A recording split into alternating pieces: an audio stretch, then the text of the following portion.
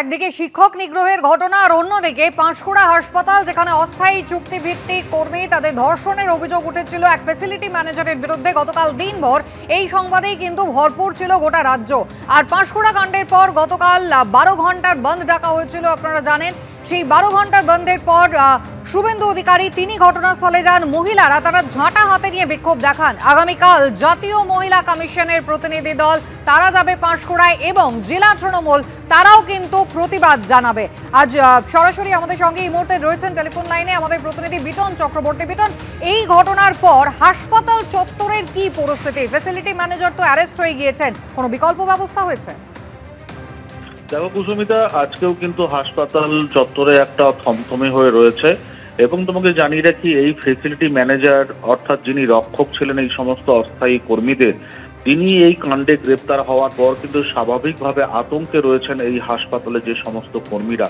শুধুমাত্র আতঙ্কিত নয়, এবং তারা ভেবে পাচ্ছেন না যে ভবিষ্যতে কি হবে, তারা কিভাবে এখানে কাজ করতে পারবেন। কেননা এর আগে যেরকম ভাবে তাদেরকে অত্যাচারিত হতে হয়েছে, বিভিন্নভাবে নিগৃহীত হতে হয়েছে, তার প্রতিবাদ করলে কিন্তু তাদেরকে কাজ হারানোর জন্য তাদেরকে অত্যাচার করা হতো, তাদেরকে ধমক দেওয়া হতো, সেই পরিবেশটা কিন্তু তারা চিন্তিত।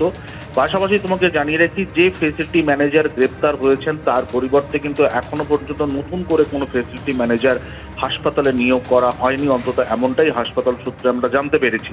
কিন্তু পাশাপাশি হাসপাতালের সুপার তিনি যেটা জানাচ্ছেন যে ফ্যাসিলিটি ম্যানেজার নতুন করে নিয়োগ না হলেও পরিষেবার ক্ষেত্রে কিন্তু কোনো ধরনের কোনো অসুবিধে হচ্ছে না। তারা তাদের যে সমস্ত কর্মীরা রয়েছে তাদেরকে দিয়েই তারা সেই বিষয়গুলোকে দেখভাল করছেন।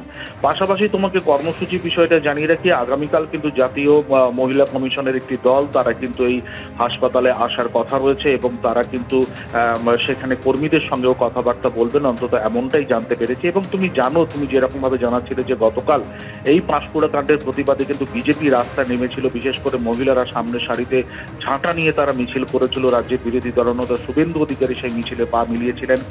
পাল্টা হিসেবে কিন্তু তৃণমূল কংগ্রেসের তরফ থেকেও কিন্তু আগামীকাল একটি কর্মসূচি নেওয়া হয়েছে। তারাও প্রায় একই রাস্তাতে মিছিল করবেন এবং এই ঘটনার প্রতিবাদে তারাও একটি সেখানে সভা করবে। এছাড়াও কিন্তু আগামীকাল একাধিক নাগরিক কমিটির সেখানে কিন্তু বিভিন্ন রকমভাবে প্রতিবাদ সভারও আয়োজন করা হয়েছে, অন্তত এমনটাই সূত্র মারফত আমরা জানতে পেরেছি।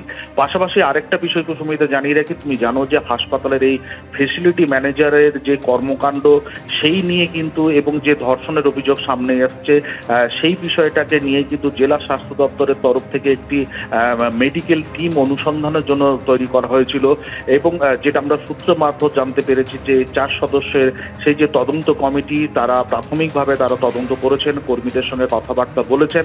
আজকে কিন্তু একটি ফাইনাল রিপোর্ট তারা রাজ্য স্বাস্থ্য দপ্তরে পাঠাবেন, অন্তত এমনটাই সূত্র মারফত আমরা জানতে পেরেছি। ধন্যবাদ।